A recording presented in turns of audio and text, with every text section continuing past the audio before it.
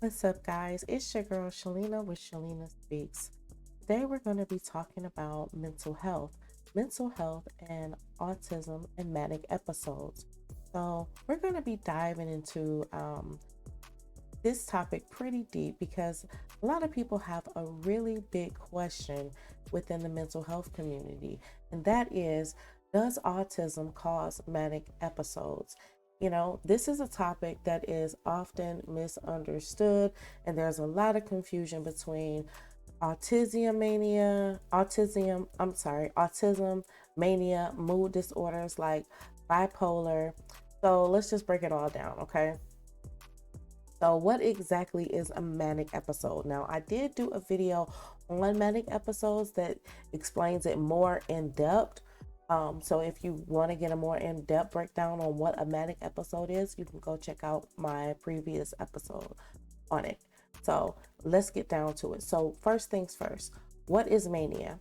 A manic episode is when someone experiences extreme energy, like they have a little need to sleep, they have impulsive behavior, they have racing thoughts, right?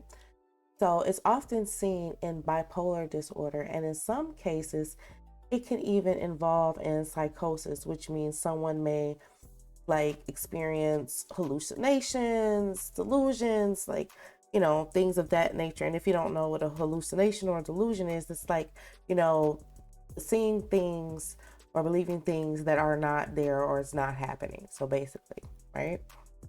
So, but here's the thing, autism itself does not cause manic episodes. Absolutely not.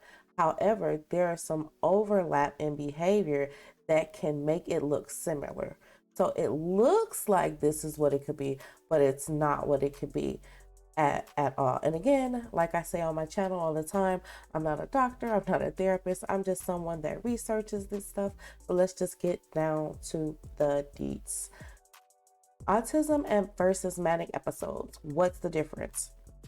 So, a lot of people with autism experience things like hyper focus, they focus on they're really focused on special interests, high energy levels when excited, difficulty sleeping, sensory overload that leads to meltdowns. If this sounds familiar, yeah, I get it, okay? Some of these can look like mania, but they're not actually very different. So let's compare. So in a manic episode, someone might have a decreased need for sleep, but still feel super energized, as to where in autism, sleep struggles usually result in fatigue and burnout. So you're not as uppity, you know what I mean? Mania can lead to risky and impulsive decisions, right? So going on unnecessary shopping sprees, buying that PlayStation 2 and then I mean that PlayStation 2, oh my God, that PlayStation 5, and then you decide you want to purchase two of them and give one to a friend. That's kind of risky behavior, or all of a sudden quitting your job, trying to start $1 billion business with absolutely no plan. Those are like risky behaviors, jumping into different relationships, things of that nature, So, however, with autism, impulsivity usually happens due to sensory issues or difficulty with routine changes and grand ideas of success. So that's the difference. So with autism, impulsivity usually happens due to sensory issues or difficulty with routine changes, not grand ideas of success. So mania can include delusions and the grandeur, the grand ideas of success, like believing you have superpowers or, you know what I mean? Stuff like that. Autism, nope, that's not a symptom of ASD. Not at all. Not at all. So while autistic behaviors and mania can overlap, they come from two completely different conditions. So I just want to get that clear. If you ever wondered about it, it's completely different.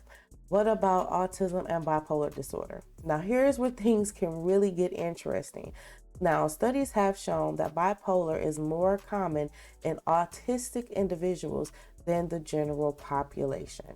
So that's where things get tricky. This means someone can have both autism and bipolar disorder. And when that happens, figuring out what's autism and what's a mood disorder can be very tricky. See what I'm saying?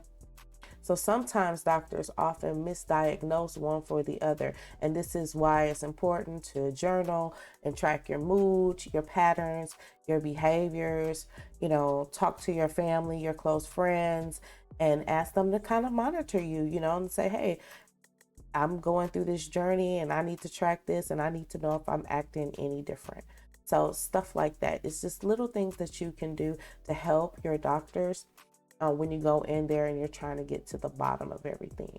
So, if you or someone you love is autistic and showing signs of mania, like extreme mood swings, risky decisions, a sudden burst of energy that's not normal for them, talk to a professional. I can't stress to you enough how much and how important it is for you to talk to a professional or your loved one to talk to a professional, because while autism alone doesn't cause mania, bipolar disorder does, and it can coexist with autism. And it can make it really difficult, to manage. And, although they have all these different things that you could use to manage your mood swings and autism and bipolar disorder, like tracking your moods and creating a stable routine and practicing sensory regulations and, consulting with the specialist and your general doctor, things of that nature. So it can get overwhelming, but if you stay consistent, you can find a plan for you or your loved one that will help you, feel more balanced and less stressed out about it all. You know what I mean? So let's get back to the big question though. Does autism cause manic episodes? The simple answer is no, absolutely not. But autism and bipolar disorder can coexist. So who knew? Who knew? I'm telling you, you learn something new every day. So if you or someone struggles with extreme mood swings, you might want to think about seeking a professional diagnosis, getting the treatment that you need for you or your loved one. At the end of the day, mental health is a journey. Okay, I cannot stress that enough. It is a journey, it is not a sprint, You know what I'm saying? It's a journey, it's a process. So whether you're autistic or you have bipolar disorder, or you're just an everyday person, mental health is a journey. Period. The most important thing that you can do is educate yourself, find proper support, and have compassion for yourself and others. Period. That's the best thing you can do. So, and that's what I'm about. You know what I mean? So, if you found this episode helpful, you could like this video, subscribe, and share. Until next time, take care of yourself and others. Peace.